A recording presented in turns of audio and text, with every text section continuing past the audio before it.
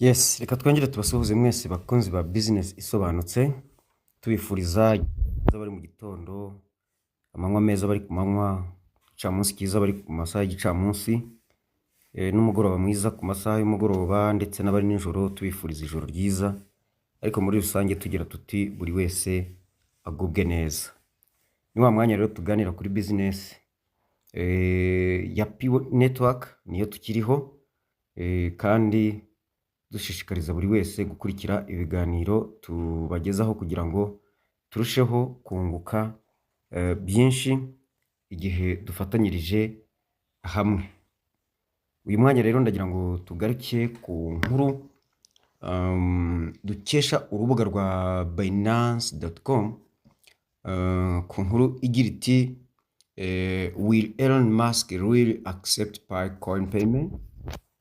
Ese mu by'ukuri Elon Musk azemera kwishyurwa Coin cyangwa se Coins?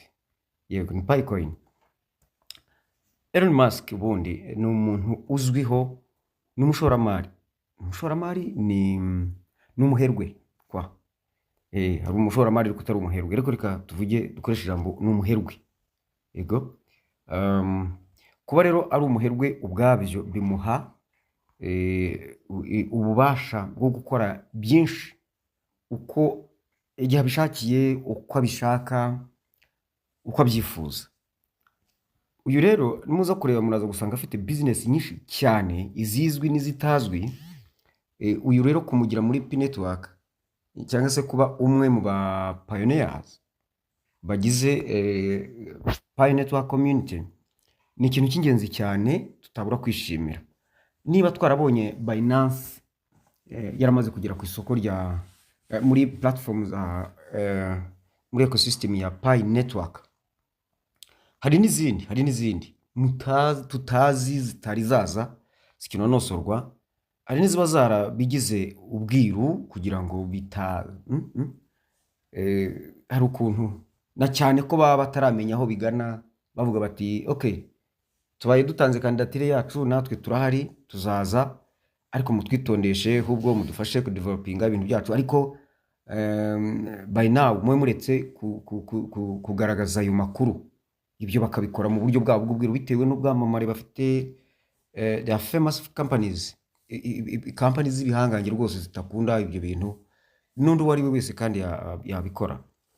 Ni muri ubwo buryo rero iki kinyamakuru kigaragaza yuko hari amakuru, hari abantu bamaze iminsi bagaragaza amakuru yuko Elon Musk, hari n'inyandiko nabonye ejo. Ariko mu by'ukuri Elon Musk nubwo bivugwa bitya, akaba hari amakuru yandikwa ku muntu, ariko uwo muntu agahaguruka ati murambeshyera. Ayo makuru mbabwira nayo ku itariki 7 z'ukwezi kwa gatanu uyu mwaka wa 2024. Murumva igihe yagiriye hanze cyangwa se yandikiwe hashize igihe. Hari byinshi buriya byanditse hano tutazi habe namba. Niyo mpamvu rero ku bijyanye n'umushinga wa Pi Network ni ikintu cyagutse cyane. Aha rero bigaragara yuko Elon Musk kuba atarafashe ya mbere ngo abeshyuze aya makuru, cy'ubwacyo ni ikimenyetso cy'uko ari karibu cyangwa se ari tayari, ndetse ahubwo imishinga yishobora kuba yaranageze muri Pi Network. Ikindi kibigaragaza ni uko ababivuga cyangwa se ababyandika ni ibinyamakuru byizewe. Nawe ndebera ikinyamakuru nka Binance Square, ikinyamakuru cyitwa Binance Square, unyuze ku rubuga rwa Binance.com. Ikinyamakuru ni ikinyamakuru deja cyamaze nacyo kuba engaged mu gukorana na Pi Network, cyamaze kwemezwa. Ntabwo ikinyamakuru ari ikinyamakuru twavuga yuko kivuga ibihuha. Hari umuntu wigeze gutebya aravuga ngo Elon Musk avuga ngo Pi Network ni launchinga amafaranga ye ya mbere ngo azatega ajye kuri Mars. Fine. Ntabwo nzi Pi afite uko zingana ku buryo zamugeza kuri Mars zikamugarura. Abagabo bakoze kofi kera ibintu byabatwaye igihe n'imbaraga n'ibintu byinshi cyane. Ubwo rero ntabwo ntekereza ko ngo wari umushinga wo kumva yuko ari wo utegereje wo kujya muri Mars. Muri Mars se ugiye gucuruza iki? Uzabashyira agasukari ntabwo mbizi ubwo buri wese nyine afite ibyifuzo bye, ariko icyo nashaka kuvuga ni uko izi payi ntabwo ari izo gukoresha mu mungara, ahubwo ni izo kugufasha kubyaza umusaruro no gutera imbere mu nzozi wahoze ufite. Ubwo twese niho duhanze amaso. Kuba rero tubonamo Elon Musk avugwamo yuko agiye kwinjiramo cyangwa se ashobora kwinjiramo, ni inkuru nziza ntabura kubabwira, kandi itarabeshyujwe na nyiri ukuvugwa. Ibi bintu ni igihamya cy'uko bishoboka nubwo bikiri speculations, ni amagambo ari aho, nubwo ari rumors cyangwa se ibihuha, ibyo bigambo bikwirakwira. Nyir'ubwite ntabwo yigeze abibeshyuza, nta n'urwego rubishinzwe rwo mu bamuvugira bigeze babibeshyuza. Kandi ikinyamakuru cyabivuze, murabona ni kimwe mu binyamakuru deja byamaze kwemererwa gukorera muri Pi Network. Niba ari cyo cyabitangaje, ayo makuru kikaba kibafite, ese mutekereza ko abo bantu batanaziranye nibura? Ese mutekereza ko hari abakozi nta bakozi bahari ba Elon Musk baganira n'abakozi ba Binance? Binance zimwe muri cryptocurrencies, zimwe mu companies zifite cryptocurrency ya BNUSD. Aba bose rero ni icyizere, ni bitwereka icyizere tugomba kugirira Pi. Nsubiza n'umuntu ejo wanditse cyangwa se umaze iminsi yandika aca abantu intege, avuga ibi bintu, bavuga bategereje igihe kirekire. Ubundi Pi Network niyo cryptocurrency cyangwa se digital currency iciye agahigo mu kuyitegereza igihe kirekire. Icyo gihe kirekire rero bayitegereje, mu by'ukuri ni igihe kigaragaza ubuhangange bwayo cyangwa se gukomera kwayo, kubera ko irushaho gutinda niko irushaho kubakwa, kandi niko izarushaho kuramba no kugirira umumaro isi ahazaza hacu. Niyo mpamvu tugomba kuyigirira icyizere. Reka ndi kuvuga ngo tugomba kuyigirira icyizere nk'aho ndi mu gutegeka, ahubwo niyo mpamvu dukwiye kuyigirira icyizere. Impamvu mvuga ngo tuyigirire icyizere, nubwo benshi tuyifitiye icyizere, ariko ndimo kubwira nanone benshi batangiye gutentebuka, gucika intege. Mbere na mbere ibi bintu muribuka yuko nta n'umwe muri twabigizemo uruhare kubizana. Icya kabiri, nta n'umwe wabigizemo uruhare mu kuyidevelopinga. Icya gatatu, nta n'umwe ufitemo uruhare mu kuyibungabunga. Ba nyir'ubwite nibo babyikorera. Niyo mpamvu rero ari bo bateguye umushinga, bakaba bazi aho werekeza, bakaba bazi, kuko mu mushinga wabo bavuga yuko muri white paper bavuga yuko igihe izaba iri mature, imaze kuba mature, bazayilaunchinga. Rero uyu munsi kuba Pi igejeje aba pioneers cyangwa se aba users cyangwa aba mininga barenga miliyoni 60 ku isi hose, icyo ni ikindi cyizere. Nta yindi cryptocurrency tuzi yari yageza aba ba users cyangwa se aba bakiriya bayo. Iyo twari tuzi irusha abandi ni Bitcoin. Bitcoin igeza muri miliyoni 5,800, nta nubwo igeza miliyoni 6. Katuvuge ko around 6 million, niba ari uko bimeze. Ariko Pi yo ikaba igeze muri miliyoni 60 zirenga. Reka dukuremo abazatakaza nka miliyoni nka 10-15, niyo yasigaza miliyoni 40, ni umuzigo ukomeye cyane. Icyo ni ikindi cyizere twayigirira. Nkande wundi ni nkande wumva wayipfobya, umwumva Elon Musk ari we wagotwa aha hantu.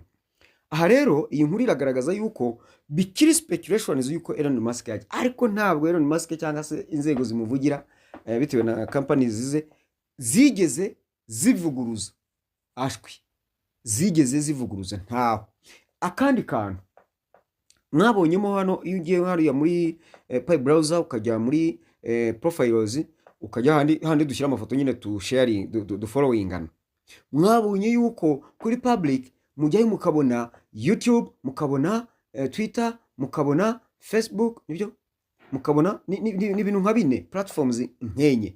Ni ikimenyetso cy'uko izo zose zirimo hano deja zizakoreramo hano muri Pi Network. Izo ni za mbuga nkoranyambaga dukoresha mu buzima bwacu bwa buri munsi kenshi cyane. Icyo tumva aho ngaho ni iki? Ibi ndabivugira gusubiza abantu barimo kugenda baca abandi intege ku kijyanye na Pi Network, ngo nta wamenya ikintu utashomye amafaranga uragitinyira iki? we wagatinya ibintu bigushoza amafaranga uvuga uti ko ntarabona inyungu zayo, ariko hano nta mafaranga turimo gushoramo, ni mega zacu dukoresha bisanzwe nkuko duhora tubibabwira. Ariko niba iki kintu gihagurutse imbaga, gihaguruka za kaminuza, ushize twabonye mu minsi yashize, mu bihe byashize twabonye za kaminuza zigera kuri enye, Dr Nicolas yakoreyemo inama zitandukanye ari kuritinga abanyeshuri kugira ngo bazanemo soft applications zabo bashore muri Pi network. Ibyo byarakozwe, sibyo? harimo ya mishinga ya za drone izindi kibyo twarabibonye mu gihe cyashize, twari tutarajya no kuri YouTube ngira ngo ahari. None ibintu hamenye ngo ibintu biri aho ngaho bitarinjira muri uku kwa 10, ibintu bigiye kwinjira muri ecosystem ya Pi mu kwa 11, mu kwa 12, mbere yuko kurangira muzabona imishinga myinshi cyane. Kandi ikindi, ese ubu dukora urutonde tubereka imishinga irimo, niba mu mishinga 100 bamaze kwakira 70 imaze kwemerwa iri tayari kuba yajya ku isoko, 30 igiye kunonosorwa ngira ngo nayo yarangiye. Ikindi kizere ushaka ni ikihe? None urumva haje amakuru, aya makuru dore yasohotse ku itariki 7 z'ukwezi kwa 5 umwaka wa 2024, asohowe na Binance Square. Unyuze ku rubuga rwa binance.com, ayo makuru murayabona.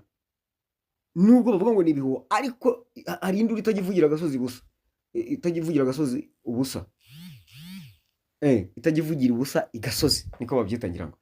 Ibi ni ikimenyetso cyuko turi mu mushinga ukomeye. Nsaba buri wese gusharinga ya video ya nkuru nabahaye nimero 52, mwisharinga ku bantu binjire muri Pi, mubwire bagenzi banyu rwose, muhwitura bahwekereye bamininge. Ni ukuri turi mu mushinga ukomeye cyane, tuwitegurane ingoga, ubwuzu, ubumenyi, tudahuzagurika. Ikindi mujye mukandara munsi y'inkuru y'umutwe w'amagambo ku nkuru banabahaye, kandi urabona hasi link ujye ku rubuga, tubafashe tuganire kurushaho. Urumva? Yes, ureke mbabwire, nimugire icyizere, ibintu biri hafi gutungana. Dore amezi asigaye ni iminsi itageze no kwijana, ni iminsi 90 irengaho, ngira ngo ni 92 ngira ngo isigaye, niba ntibeshya, ariko ntigera kwijana.